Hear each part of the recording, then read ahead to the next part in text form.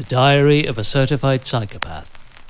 7th of September, 2021. Double roasted partridge, aha. And judging by the palpably balmy headwind, one cooked in an industrial-grade fan-assisted convection oven. Arrayed in a half-decade-old sleeveless Rafa jersey sporting Team Sky's 2016 livery, now on the verge of retirement due to 1 foot-wide rip under the rear zipper pocket, I rejoiced that for once those capricious climate prophets had correctly anticipated Mother Nature's ambient clemency.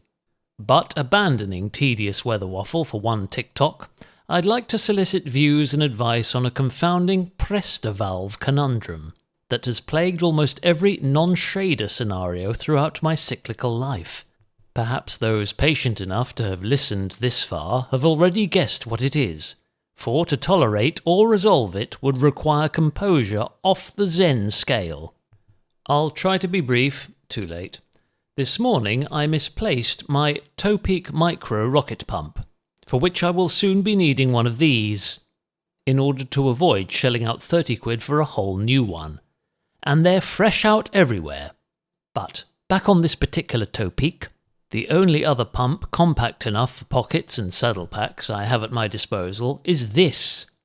A robust and intuitively designed product that features a small detachable hose equipped with a Schrader-compatible nozzle at one end and a Presta at the other.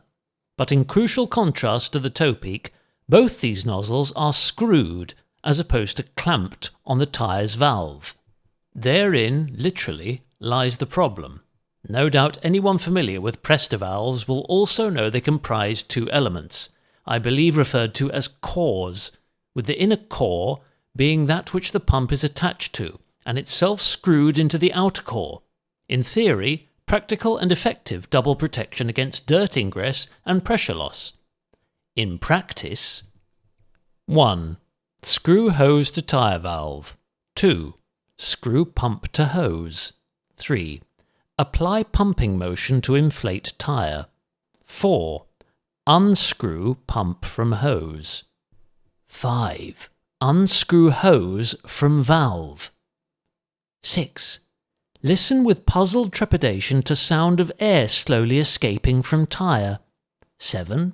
Wonder, where's that coming from? 8. Realise that the inner core is stuck in the thread of the pump's hose and unscrewing with it. 9.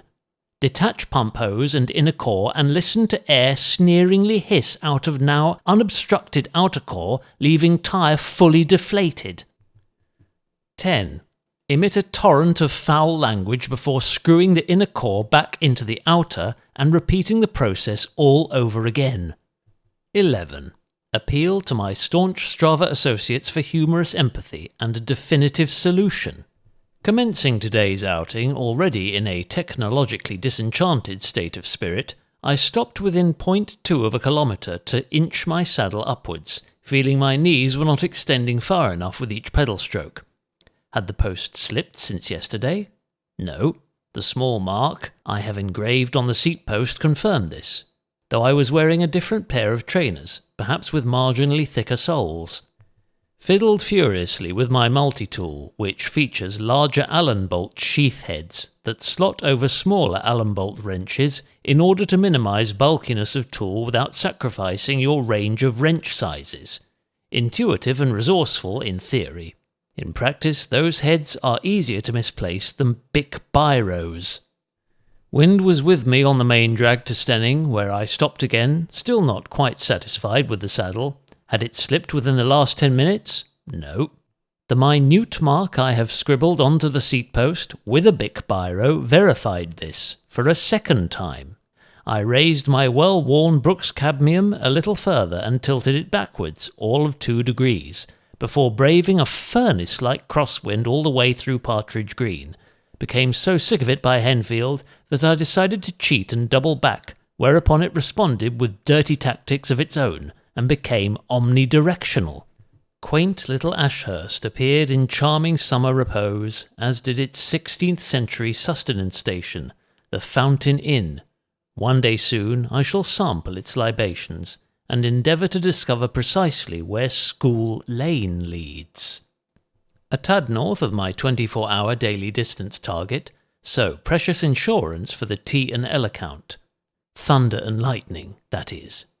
And upon returning home, I located my Topeak micro-rocket in my rarely used pannier bag, where it had quite obviously moved itself, preferring the more spacious accommodation and not wanting to share precious living space with an inner tube and multi-tool. Indian summer, please roll on. 8th of September, 2021. After hours, before chores. A day of housebound engagements pending caused me to pass up the chance even to glance at this morning's Zwift schedule, knowing full well that it would be impossible to accomplish my obligatory real-life mileage within a single outdoor ride during the next 12 hours. Hence, with an abundance of supplies required, mostly relating to the aforementioned obligations, came this welcome opportunity to reacquaint myself with one of my infamous practical pre-COVID traditions, the nocturnal harvest.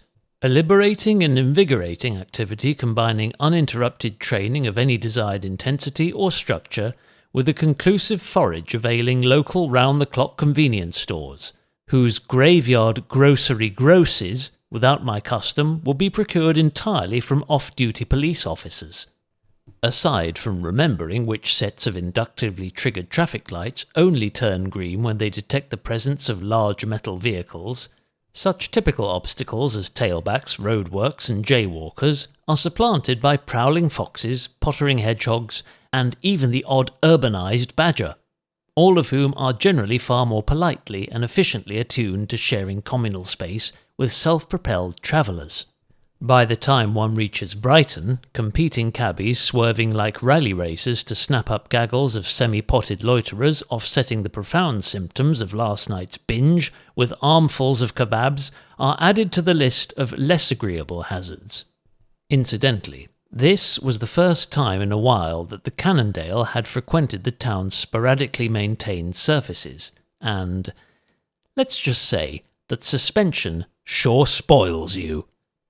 Notwithstanding these minor negatives, witnessing one's local complex of roads, streets, avenues and crescents transform from a cramped and treacherous assault course teeming with maniacal motorists to an after-dark theme park for the lonesome athlete, with every ride free and queueless to indefinitely access and illuminated by 50 shades of lamplight, from starry silver to ruby reverie and lemon yellow to tangerine tramarai, constitutes an experience that never fails to inspire, or in my case, remedy bouts of restless leg syndrome